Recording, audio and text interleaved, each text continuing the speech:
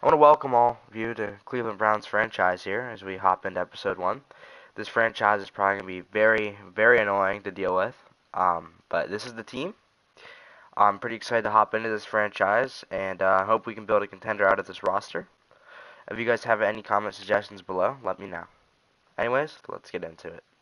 For those wondering about league settings, these are going to be the settings for the series. We are going to be playing on 7 minutes, multimeter, all Madden, of course. We don't want any of that. 25 minimum play clock. All of these will be on manual, besides read or depth chart. We will auto progress talent without tutorial pop-ups, and we will obviously turn off coach firing only for the CPU. But that will be our settings, and we should get into the sliders now before we go look at the roster. Alright, so these will be the sliders here. As we hop in, you can see it's pretty well even. We just want to make it a little bit more of a challenge here. I will turn up the injury slider and make it a bit more realistic here, as we turn up the injury slider to about 29, we'll say, as we hop into the offseason. There's major questions going into the offseason about the staff, about the roster, and we're going to be hoping to fill all of that here with some upgrades here. First, we should go look at contracts here, as we see that probably nobody's... I mean, I do want Devin Bush back. He is getting old, but I don't want to offer him a big deal, so we'll take down his bonus. We'll give him 5 years, 6 and 5 years on the deal. We'll turn down his bonus, but we'll turn up his salary to 6.3, and he's not going to be coming back. That's okay. We'll probably end up franchising. David Njoku is another weird one, but we have another tight end, so we don't really need him. So I think we're going to go ahead and franchise tag Devin Bush here to a 12. Yeah, see, that's way cheaper than what we would have already paid, and we have him back for a year.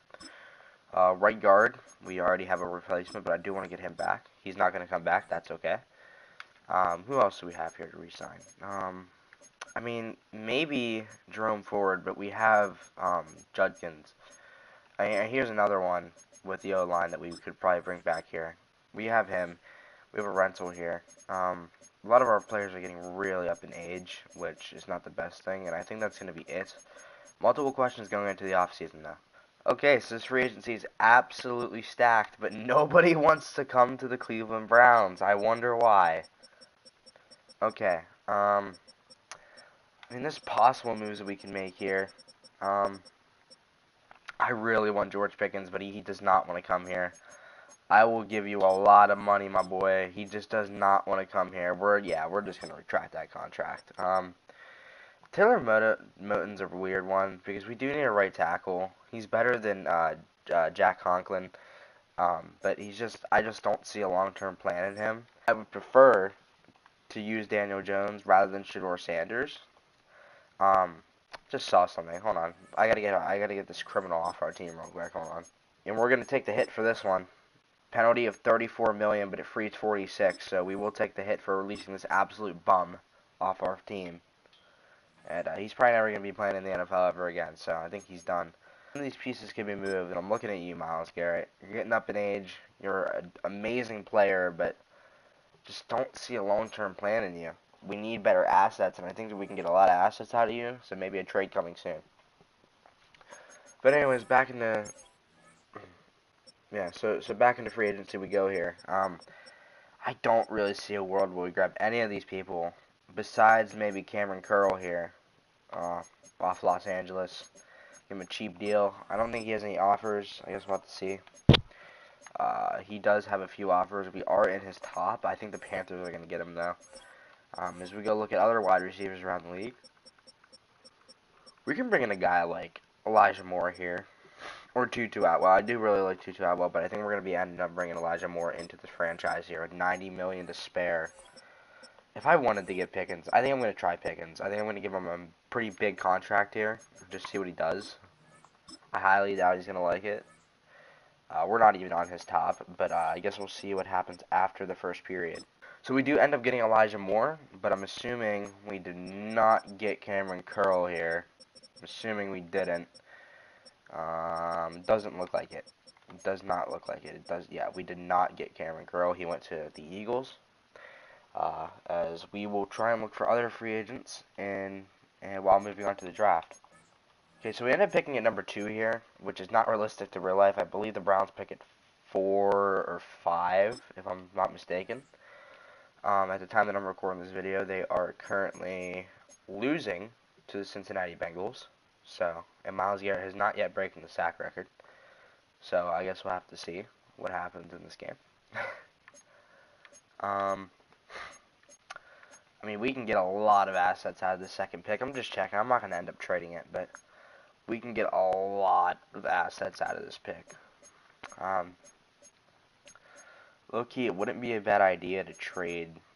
I mean, we don't need a quarterback. I think we're going to try and roll with Shedeur, if possible. But you got to... Shedeur, I just don't think he's our guy. I mean, I said we just had to roll with him, but I don't think he's our guy. The receiving room is absolutely atrocious. We need a better team. And I do think it all starts with moving Myles Garrett off this team. I do believe so. I mean, we can get so many assets. I mean, look what the Bills are offering us here. We're getting multiple picks. We're getting Maxwell Harrison, who's a good cornerback. I mean, I can probably strike up a deal here with one of these teams. I mean, obviously Saquon's amazing, but he's also up there in age. I mean, did we go out and grab a guy? Like, I mean, we're getting offered first-round picks this year. We're getting offered a bunch and bunches of first-round picks in this draft. So you got to think to yourself, like, when do we call? I mean, Derek Stingley Jr. is an absolute monster, bro. I mean, I'm going to try and strike up a deal with a team. I know all the Browns fans that are watching this video probably hates me right now, but that's fine because I'm going to go try and strike up a deal, and I will get back to you guys whenever I can. So here is the trade. I've officially made it to the Texans. We trade Myles Garrett, Elijah Moore, a third-round pick, a fourth-round pick in 2027, a fourth-round pick this year, a fourth-round pick from 28, for Will Anderson Jr., a first-round pick next year, a first-round pick the next year after that, and a third-round pick next year. We get multiple tied draft picks. We get a younger Myles Garrett that's on the left side. We clear out cap space, and we get rid of some old heads on this team while trading up for our picks. So I do believe this was a good move to make. Our defense will probably struggle because of it, but I do believe this is probably one of the best moves that we will probably make all of this franchise. But yeah, let's get into the drafting process here now. 2026 NFL Draft in Pittsburgh. Welcome. Alright, so we're going to see who the Raiders go with. I'm going to assume it's going to be that wide receiver. And it is not. They did not pick that. I'm going to go ahead and grab this wide receiver then, as he's probably the best player in this class. They went quarterback there. Very surprising. And Mario Torres, welcome to the Cleveland Browns, my man. Rank 6, got him at 2. Not a bad pick. Holy, 93 speed, 91 acceleration. This is going to be your Tyreek Hill kind of man for the Cleveland Browns here. Age 21, height of 6'2", weight 219, physical. I mean, he's one of the best players, I think, in this draft. He has strong hands to make catches through contact, comes down with tough catches, NFL-ready pass catcher. This is definitely one of the best in the league, as we have our wide receiver 1 past Jerry Jeudy. Moving to pick 26 here. I mean, we can sit here and grab another receiver if we really wanted to. It would probably be a stupid move to do it, but I do think that it's definitely possible. I think that center's off the board that we wanted. He is off the board. He has been selected, which is not too bad because there's a lot of other good centers in this class. If we look at right guards too, there's a few right guards. These guys will be picked in the later rounds here for Cleveland. Right tackles, yeah, no. I mean, these are good players, but it comes to a point. I mean, this right edge, I mean, he looks okay at most. He doesn't look too good.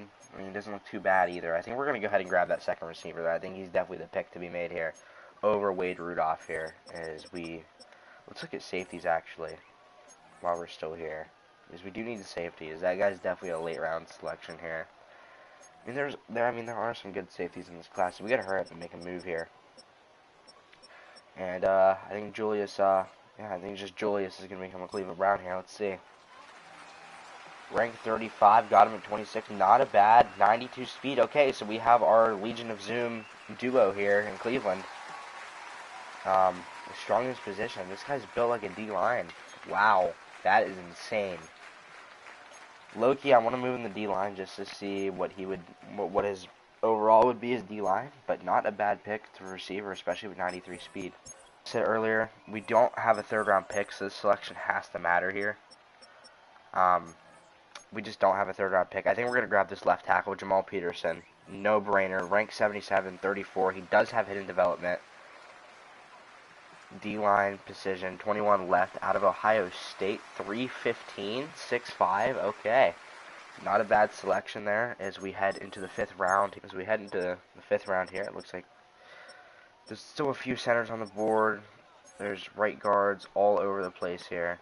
There's right tackles, left tackles. I think we're going to go center here, though. I think we're going to grab Connor. I'm not even going to say that word just because I don't want to get demonetized. But, yeah, Connor, welcome to the team of Cleveland. Ranked 80, got him at 129. Told you what a steal out of Florida. 297, 6'3", is a big boy, man. He's an absolute big boy.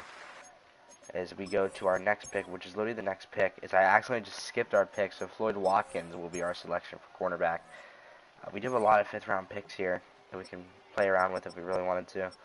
I think I am going to go right guard here, just because I can. He looks okay. Darren Lawrence, welcome to Cleveland.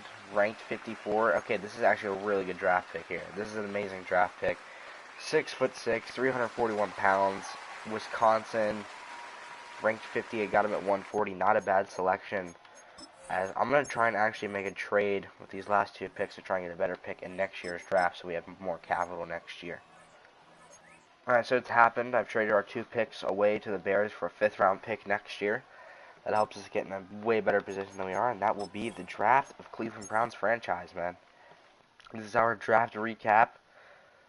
Mario Torres, the 80 overall receiver. We got another receiver in Julius Tulich. I think that's how you pronounce that. Jamal Peterson. Connor Hedgehog. That's what we're going to call him. Floyd Watkins. And Darren Lawrence. Floyd Watkins was definitely not the pick that I wanted to make because I didn't even make the pick. The CPU made it. But not a bad draft class. I would low-key rate this an A- to an A. Alright, but that's going to do it for episode 1 of Cleveland Browns franchise. I hope you guys did enjoy. Next episode, we will be taking on the Jacksonville Jaguars. And this will be our roster heading into the 26-27 season. This is not a bad roster. I mean, we're led by Shador. We got a good running back core. Our receiver core is off the chain, bro. It's amazing. I'm actually going to slide Tulich up to wide receiver 3, slot wide receiver here. Defense is looking pretty good here. We do not have Myles Garrett anymore. We could use a right edge for sure. Actually, I think I'm going to slide Hall up to D tackle. Actually, I'm going to slide Collins up to D tackle here and move Graham up to right edge just so we solidify that O line. Looks like Watkins does have hidden development, so that's exciting. But yeah, like I said, this will do it for the first episode. Next episode, we will be taking on the Jaguars here in Everbank. So we're going to Duval land here. But I hope to see you guys next episode. And peace.